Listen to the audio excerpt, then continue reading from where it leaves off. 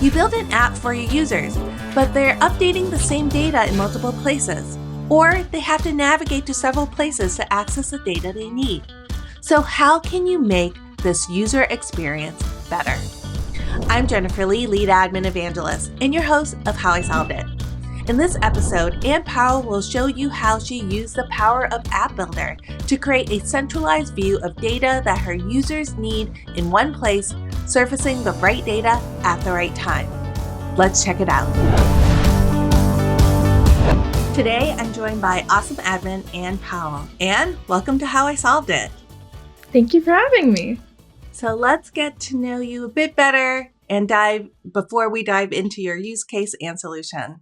So if Ann looks a bit familiar to you all, she was a guest on my other series, Automate This, where she presented her screen flow automation in Experience Cloud. So if you didn't watch that episode, watch it video on demand by accessing the short link that you see on the screen. Now, there are some pretty cool things that you can do in Lightning Record Pages. What is your app building superpower? My app building superpower, I have to say it would be a keen eye for user experience. I'm all about centralization and making it as easy as possible to do your job and any of your functionality. So app building, it isn't really just about putting the information on the screen and boom, you're done. It's so much more. It's also about helping your front end users work a lot more efficiently and preventing your inbox from overflowing with any of those questions or issues that they may experience from the record page. Now, there's a lot of excitement around AI and how it could supercharge productivity. So how have you used AI so far in your job or even in your personal life that's changed it positively? And what are you looking forward to? Yeah, job wise, it's been so incredibly helpful for quick troubleshooting.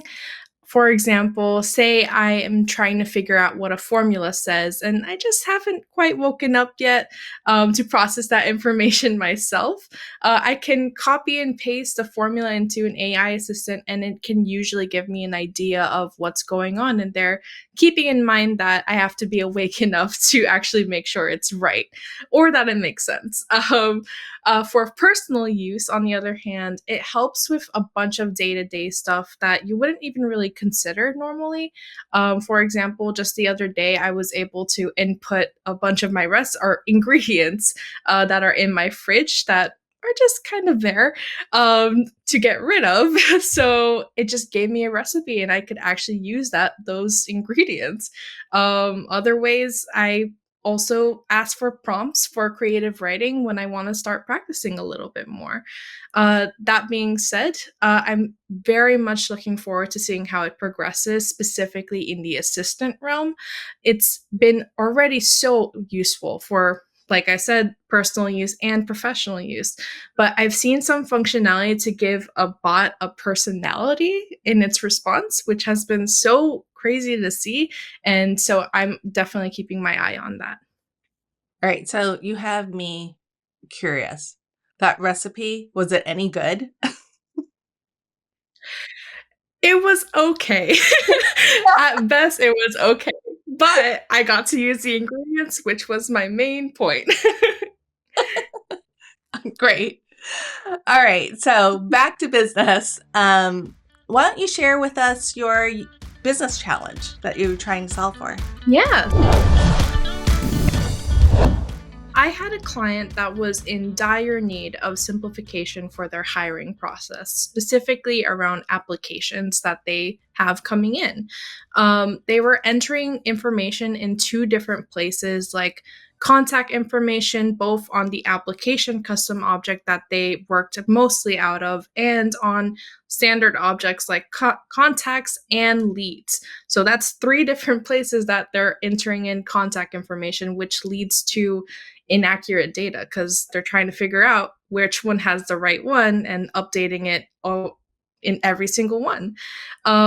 When it didn't lead to that, it just led to a lot of frustration as users tried to remember which one has the correct and most up-to-date information. Aside from that, they were also using fields to enter information for the same thing over and over again, capping out at 5. Think like job 1, job 2, job 3.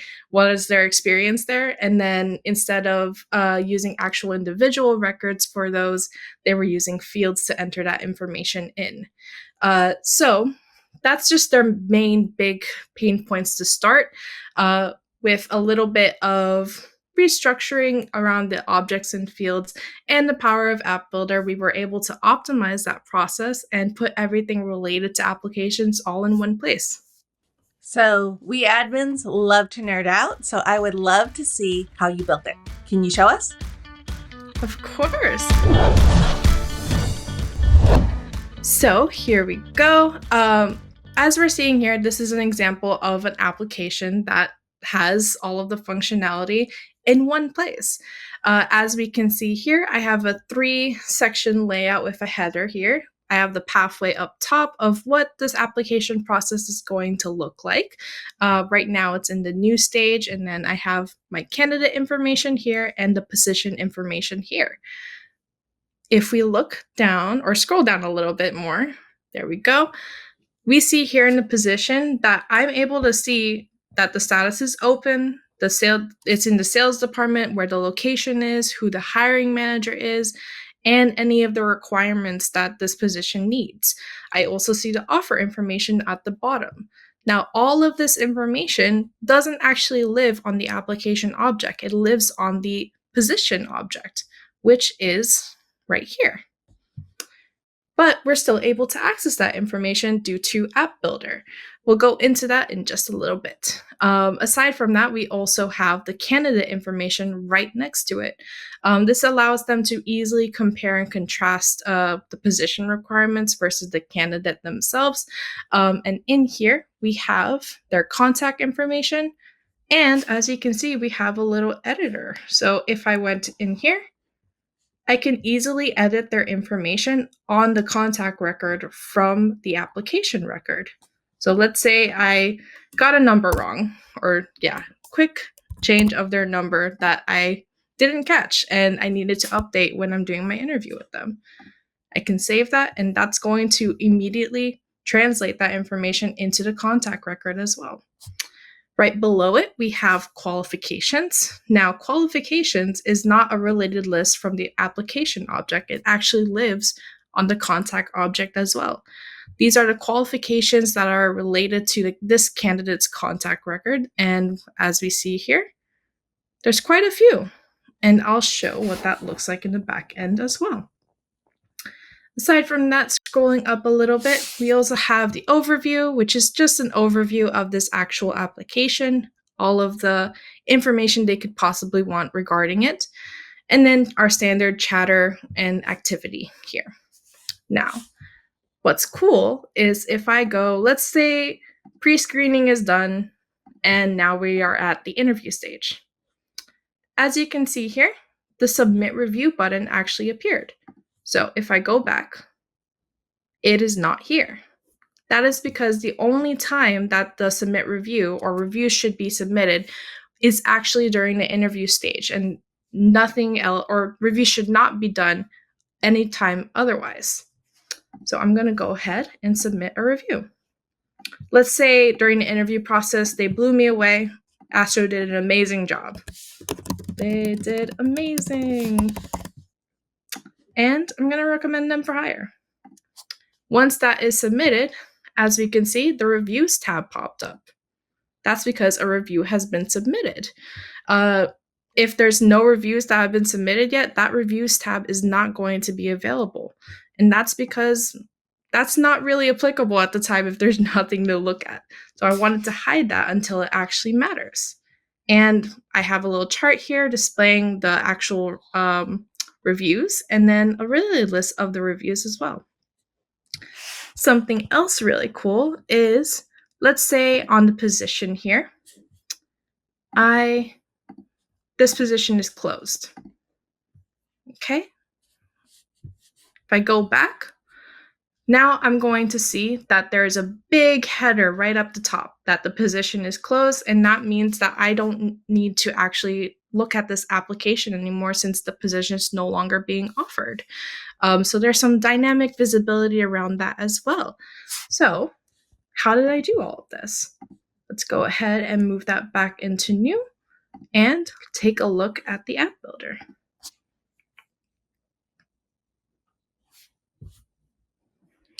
Okay, so let's start off with our position information here. As we can see here, I'm using something that's called dynamic forms. If we go to the side or to our sidebar here and then click on fields, I have available a list of fields on the actual application object that I can drag and drop right over onto the page, once into a field section specifically. For example, on the overview tab, I dragged and dropped this field section right over here, labeled it information, and then dragged and dropped the actual applicable fields into here. So that's application number, candidate, position, and so on and so forth.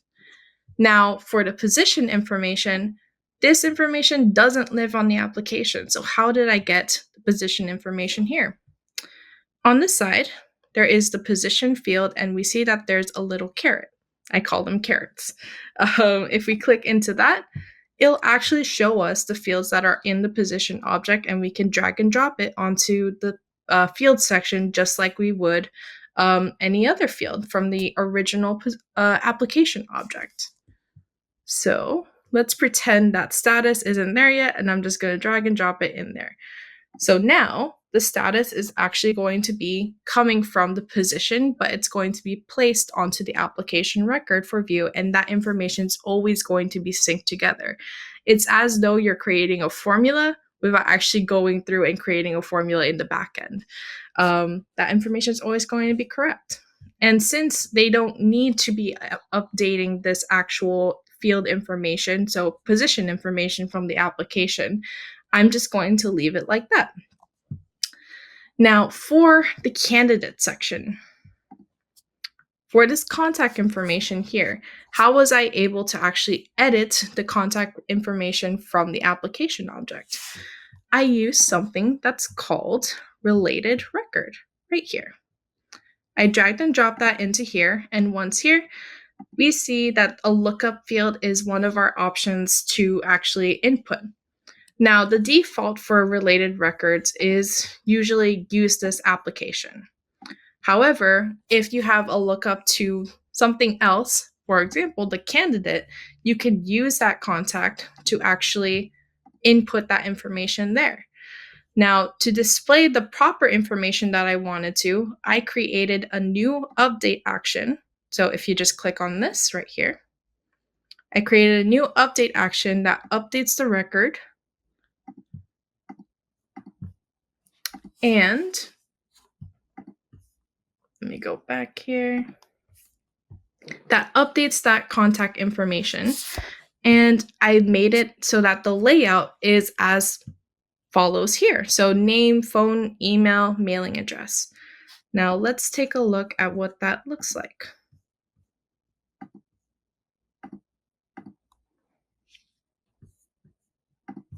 One second.